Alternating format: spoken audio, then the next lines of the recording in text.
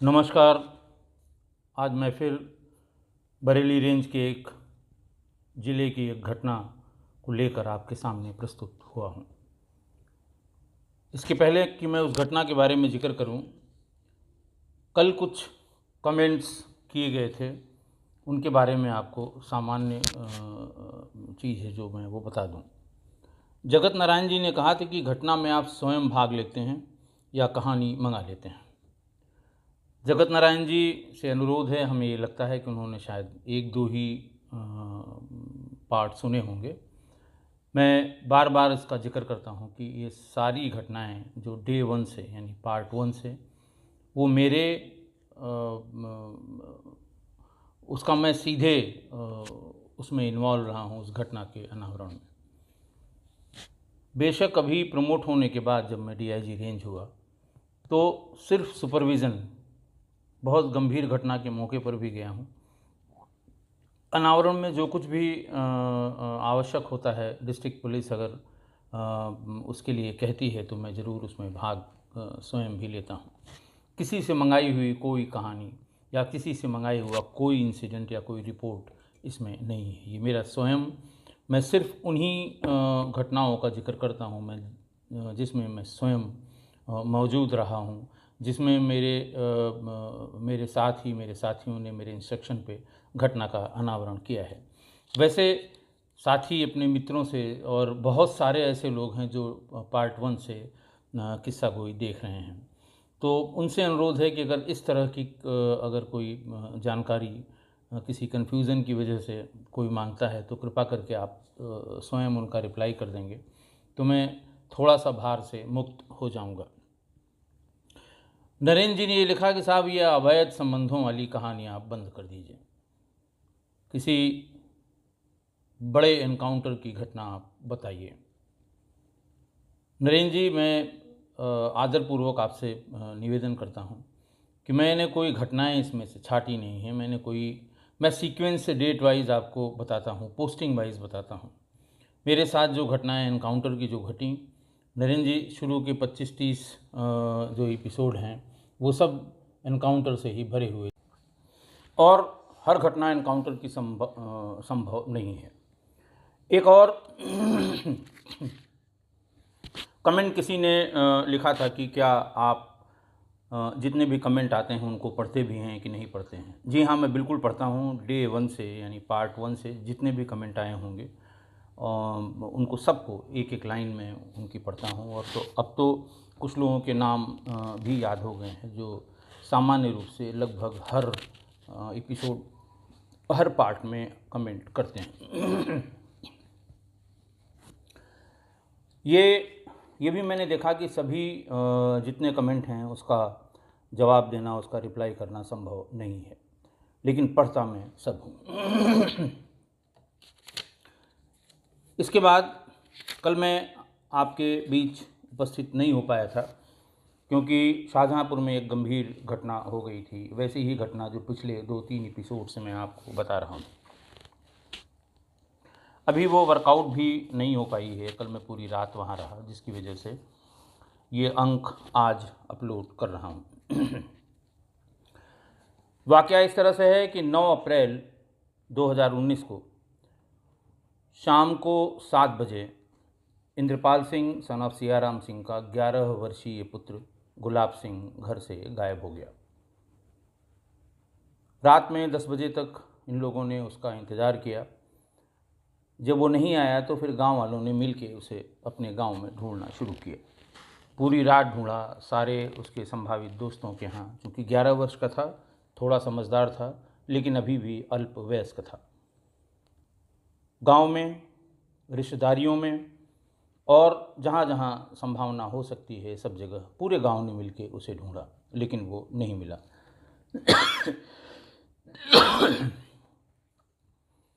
अगले दिन 10 अप्रैल 2019 को गुलाब सिंह के पिता इंद्रपाल सिंह ये थाना आइजेट नगर बरेली में वहाँ गए और उन्होंने अज्ञात व्यक्तियों के खिलाफ क्राइम नंबर 281/19 पर 363 आईपीसी की यानी अपहरण की धाराओं में एक एफआईआर कर दी।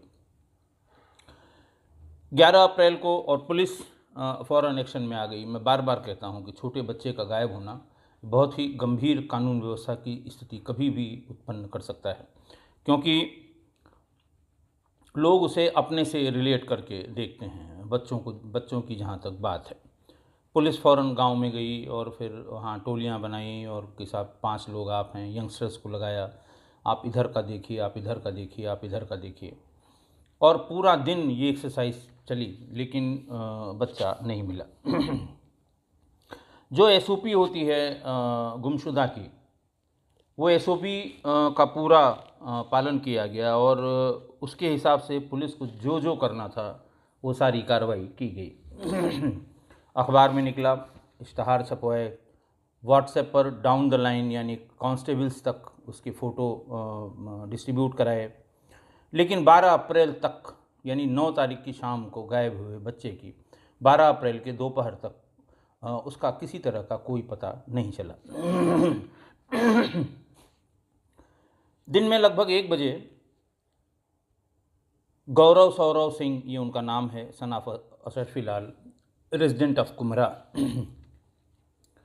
ये भाग के थाना आइजत नगर पे आए और इन्होंने ये कहा कि साहब हमारे खेत में हम लोग छिलाई कर रहे थे पूरे परिवार के साथ। गन्ने की छिलाई, जब गन्ना तैयार हो जाता है उसको मिल के लिए भेजा जाता है तो उसके जो पत्ते होते हैं वो उसको निकाल दिया जाता है, उसी को छिलाई कहते हैं। तो उसने बताया कि साहब हमारे पूरे घर के लोग गन्ने की छिलाई कर रहे थे और उसी समय हमने नोटिस किया कि एक बच्चे की लाश बिल्कुल बीच खेत में पड़ी हुई है। पुलिस को समझते देर नहीं लगी कि हो न हो ये लाश गुलाब की ही है। पुलिस भागी, पब्लिक भी भागी, उनके घर वाले भी भागे। 4 दिन पुरानी लाश थी और शव विकृत होने लगा था। गुलाब के शरीर पर कोई कपड़ा नहीं था। देखने में लग रहा था कि शायद बच्चे की गला दबाकर हत्या की गई है। प्राइमा फेसी दुष्कर्म के कोई लक्षण बच्चे में नहीं दिखाई दे रहे थे। ऐसे में पुलिस कयास लगा रही थी कि हो सकता है कुछ तंत्र मंत्र वाला मामला हो।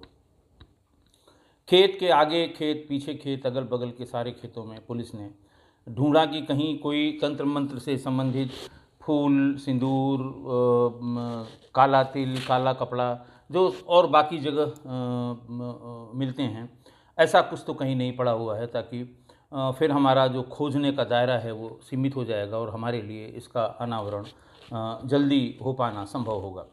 लेकिन किसी तरह का कोई निशान, कोई साइन, कोई चिन्ह ऐसा नहीं मिला जिससे ये स्पष्ट तौर पर कहा जा सके कि नहीं, ये तंत्र मंत्र का मामला है।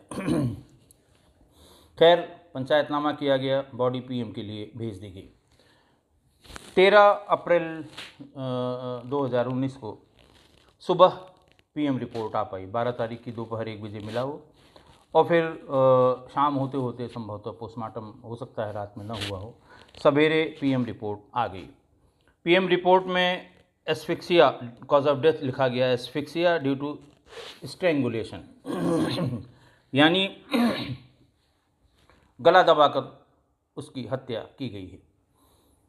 मैंने आपको, जैसा मैं बार बार रिपीट करता हूँ, कि छोटे बच्चों के साथ हुई इस तरह की दुर्घटना बहुत ही संवेदनशील होती है और ज़रा सी चूक हो जाए पुलिस के पार्ट पे तो ये बड़ी कानून व्यवस्था की स्थिति उत्पन्न कर देती है। क्योंकि लोग जो है वो इसे अपने बच्चों से रिलेट करने लगते हैं कि अरे भाई मेरा भी बेटा है, आज उसके साथ हुआ है, मेरे साथ भी हो सकता है। इसलिए वो एकजुटता दिखाते हैं और जो कुछ भी उनको करना होता है, जो धरना प्रदर्शन, विरोध, ये सब वो मिलकर करते हैं। ये भी हम लोगों ने देखा है कि इस तरह की घटनाओं में जरा सी लापरवाही, चाहे वो पुलिस की हो चाहे किसी की हो, लगभग 50% केसेस में कानून व्यवस्था की स्थिति खराब हुई है और पुलिस को बहुत संघर्ष करना पड़ा है। इस प्रकरण में भी सारा गांव इकट्ठा हो गया। स्थानीय पुलिस पर घटना के अनावरण और मुलजिमों का पता करके उनकी गिरफ्तारी करने का दबाव बढ़ने लगा। लोग इकट्ठा होकर एसएसपी और एसपी सिटी के यहाँ ऑफिसेज में जाने लगे। उनके अंदर गुस्सा भी था और रोष भी था कि हमारा छोटा बच्चा इस तरह से उसकी हत्या हो गई और अभी तक पुलिस कुछ नहीं कर पाई। हालांकि एक दिन में 2 दिन में पुलिस बिल्कुल अज्ञात और बिल्कुल जिसको कहते हैं ब्लाइंड केस में बहुत ज़्यादा प्रगति कभी नहीं हो पाती है, लेकिन पब्लिक की अपेक्षाएं बहुत हैं। उनको तो ये लगता है कि अब ये हुआ है और आधे घंटे में 1 घंटे में इसका अनावरण हो जाए, मुलजिम पकड़ जाए। कभी कभी भीड़ इकट्ठा होती है और ये दबाव बनाती है कि मुलजिम को हमारे बीच लाया जाए। हालांकि कभी पुलिस या एडमिनिस्ट्रेशन मुलजिम को भीड़ के बीच में नहीं ले जाते हैं। हम जानते हैं कि भीड़ उनके साथ किस तरह का बर्ताव करेगी। फिर जब दबाव बहुत पड़ गया तो उसी दिन जिस दिन बॉडी मिली थी वहाँ एएसपी को कहा गया कि डंप डाटा आप इकट्ठा करिए। घर वालों की सीडीआर निकाली गई, लेकिन उसमें घटना के दिन की कोई असामान्य गतिविधि नहीं मिली। एसपी क्राइम ने गांव के आसपास सादे वस्त्रों में सिपाही भेज दिए कि अगर कोई रंजिश, मतभेद या कोई लेन देन का मामला कभी हाल में हुआ हो तो उसका पता चल जाए, ताकि हम उस डायरेक्शन में काम कर सकें। सभी लोग अपने अपने काम में व्यस्त थे। पब्लिक के लोग, उनके घर वाले वो अपना जायज़ गुस्सा जगह जगह प्रकट कर रहे थे। तभी 14 अप्रैल की रात में एसएसपी बरेली श्री मुनिराज थे, जो वर्तमान में आजमगढ़ के एसएसपी हैं। उनके पास एक एनोनिमस कॉल आया। फ़ोन करने वाले ने बताया कि मेरे यहाँ न तो आप पुलिस भेजिएगा, न कोई पुलिस वाला मुझसे संपर्क करे। मेरा नाम किसी भी तरह से नहीं आना चाहिए। सूचनाकर्ता को एसएसपी मुनिराज ने आश्वस्त किया कि आप बिल्कुल परेशान मत होइए, कहीं आपका कतई नाम नहीं आएगा और अगर आपकी सूचना सही है तो मैं बाद में आपको अकेले में बुलाऊंगा। जिसको उसने मना कर दिया कि नहीं साहब, मुझे कोई संपर्क किसी से नहीं करना है। मैं तो चूँकि बच्चे की जान गई है इसलिए कुछ बातें हैं जो मैं आपको बताना चाहता हूँ। उसने बताया कि 9 अप्रैल की रात करीब 8 बजे 2 लोग मोटरसाइकिल से गुलाब सिंह को बीच में बिठाए हुए गांव के बाहर जाते हुए देखे, जिसको मैंने स्वयं देखा। मैं अपने खेत में गन्ना छिलाई का काम करके, परिवार के लोग चले गए थे, मैं जो छील के गन्ना इकट्ठा किया गया था उसको व्यवस्थित करने लगा, उसे किनारे करने लगा, ताकि अगले दिन हम उसको ट्रैक्टर में या ट्रक में लोड करके मिल तक ले जा सकें। इस प्रोसेस में लगभग 8 बज गए तो मैंने इस तरह से गुलाब सिंह को बीच में वो बैठा था, आगे एक व्यक्ति चला रहा था, लेकिन चूंकि 8 बज चुके थे, अंधेरा हो गया था, तो बहुत ज़्यादा स्पष्ट नहीं हुआ कि उसके बाद वो आगे, क्योंकि मेरे सामने से निकले, उसके बाद वो आगे कहाँ गए होंगे। इतनी सूचना देकर सूचनाकर्ता ने अपना मोबाइल स्विच ऑफ कर दिया। मुनिराज ने फ़ौरन आइजेट नगर के इंस्पेक्टर को बताया कि इस तरह की सूचना है। इंस्पेक्टर भी चटक होते हैं बहुत। उन्होंने कहा सर किस नंबर से आई? उन्होंने कहा भाई तुमको क्यों बताऊं, मैं बता रहा हूं कि ये सूचना आई है और आप जाइए, जिन जिन लोगों का नाम उसने बताया है आप जाइए, उठाइए, उन पर कार्य करिए। खैर वो दाएं बाएं से पूछता रहा कि वो मिल जाता तो मैं उसे संपर्क कर लेता, तो फर्स्ट हैंड हो जाता। उन्होंने कहा आप जाइए, पहले जितना कहा जाए उतना करिए। सूचनाकर्ता की शुचिता और नाम न बता पाने के आग्रह के कारण मैं भी आपको उसका नाम नहीं बता सकता कि सूचना किसने दी थी, लेकिन वो आदमी पढ़ा लिखा था, संवेदनशील था और समाज के प्रति उसके जो कर्तव्य हैं उसका अच्छी तरह से उसको निभाया था। उसने जिन लोगों का नाम एसएसपी को बताया था वो थे किशन श्रीवास्तव एलियस किसना नाई, सन ऑफ लाल बहादुर, निवासी ग्राम महलादपुर, आइजेट नगर। ये वही गांव है जिस गांव का वो लड़का था गुलाब सिंह। दूसरा जो नाम उसने बताया था कि हिमांशु शर्मा उर्फ हिमांशु पंडित, सन ऑफ नेमचंद शर्मा, और गांव वही अहलादपुर, थाना आइजेट नगर। आइजेट नगर को यहाँ लोकल डायलेक्ट में इज्जत नगर भी कहते हैं, बट रेलवेज़ का जो इस्टेब्लिशमेंट हुआ था नॉर्थ इंडिया में, वो पहला इस्टेब्लिशमेंट यहीं हुआ था, ब्रिटिश गवर्नमेंट ने किया था। और जिन्होंने वहाँ यहाँ इस्टेब्लिश किया था वो आइजेट नाम के कोई अंग्रेज इंजीनियर थे, उनके नाम पर ये आइजेट नगर रखा गया है। दोनों को पूछताछ के लिए पूछताछ में क्राइम ब्रांच में लाया गया। अलग अलग दोनों को रख के दोनों की दोनों से पूछताछ शुरू की गई। पहले उनकी सीडीआर निकाल ली गई कि अगर कोई बात ये झूठ बोलते हैं तो सीडीआर से उसको करेक्ट किया जा सके और फिर इंटेंशन पता लग जाए कि ये कहाँ झूठ बोल रहे हैं और क्यों झूठ बोल रहे हैं। जब दोनों से अलग अलग बात शुरू की गई तो दोनों के बयानों में अंतर आ गया। कृष्णा नाई ने बताया कि मैं शहर में प्रेम नगर में अपने किसी रिश्तेदार के यहाँ बर्थडे पार्टी में था, शाम को निकल गया था। और हिमांशु ने बताया कि मैं डेला पीर की मंडी में किसी आढ़तिया से मिलने गया था। जबकि इन दोनों के लोकेशन साथ ही साथ अहलादपुर गांव में ही थी। करीब 8:30-9 बजे के आसपास दोनों के एक साथ फ़ोन स्विच ऑफ हो गए थे। न तो ये प्रेमनगर गया था शहर में, न ही वो डेला पीर गया था। जैसे ही दोनों को आमने सामने बिठा के और उनसे बात की गई तो समझ में आ गया, दोनों ही शांत हो गए और ये समझ में आ गया कि ये झूठ बोल रहे हैं और उनको भी समझ में आ गया कि हमारा झूठ पकड़ गया है। जब एक बार पता लग गया कि दोनों झूठ बोल रहे हैं और ज़रूर कुछ न कुछ इनके पास है, तो सत्यवादी नियमावली का पालन शुरू किया गया, क्योंकि नियमावली के पालन के पर्याप्त कारण पुलिस के पास थे कि दोनों अपनी लोकेशन के बारे में झूठ बोल रहे हैं। और दोनों को पूछताछ के अंतिम अध्याय तक ले जाया गया। पहले कृष्णा नाई टूटा और फिर हिमांशु पंडित टूट गया।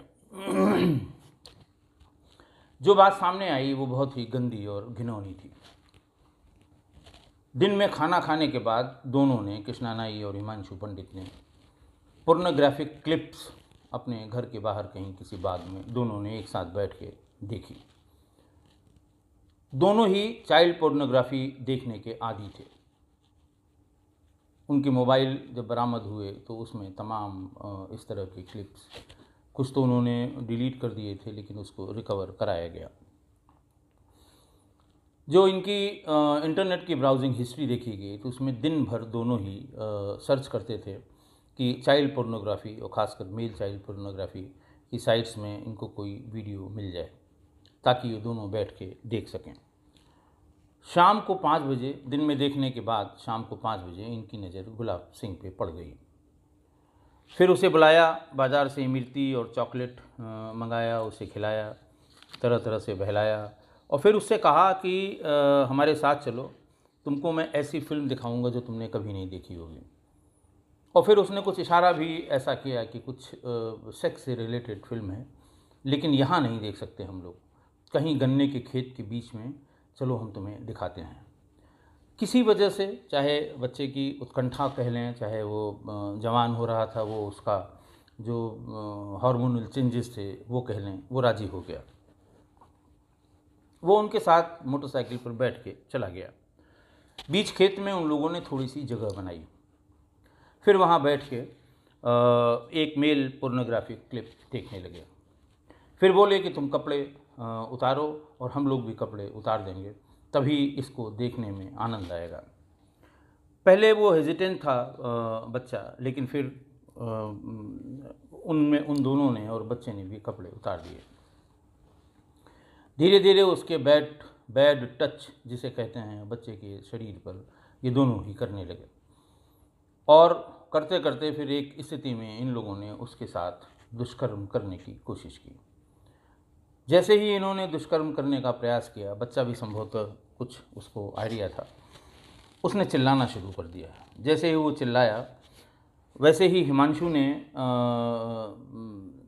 उसका मुंह, जो उतरी हुई टी शर्ट थी दोनों में से किसी की, उसके मुंह में डाल दी और मुंह को ज़ोर से दबा दिया और फिर कहते रहे कि बस शांति से करते रहो नहीं तो दिक्कत होगी। इस तरह की बातें वो बताते रहे। जब वो फिर भी नहीं माना और छोड़ाकर भागने का प्रयास करने लगा तो इन लोगों का गुस्सा चरम पर पहुंच गया। दोनों ने मिलकर उसका गला दबा दिया और वहाँ तब तक मौजूद रहे जब तक कि उसकी जान निकल नहीं गई। दोनों ने जब गला दबाना शुरू किया तो इनमें से एक ने शायद थोड़ा रेजिस्टेंस दिखाया कि बच्चा है, जाने दो। उसने कहा, देख रहे हो अभी इसने इतना ड्रामा किया है, जैसे ही छूट के भागेगा पूरे गांव में चिल्ला चिल्ला के कहेगा और बड़ी बदनामी होगी हम लोगों की। बेहतर ये है कि इसे यहीं मार दिया जाए, जो होगा वो बाद में देखा जाएगा। और इस तरह से 11 वर्षीय उस बच्चे की हत्या हो गई। ये लोग तब तक वहाँ मौजूद रहे जब तक बच्चे के प्राण पखेरु उड़ नहीं गए। दोनों को 15 अप्रैल 19 को गिरफ्तार करके जेल भेज दिया गया। आज बस इतना ही। हो सकता है मुझे फिर बाहर जाना हो, शाहजहाँपुर, लेकिन मैं कल इसी तरह की बरेली रेंज के दूसरे ज़िले की एक दूसरी क्राइम स्टोरी के साथ आपके समक्ष आऊँगा। बहुत बहुत धन्यवाद।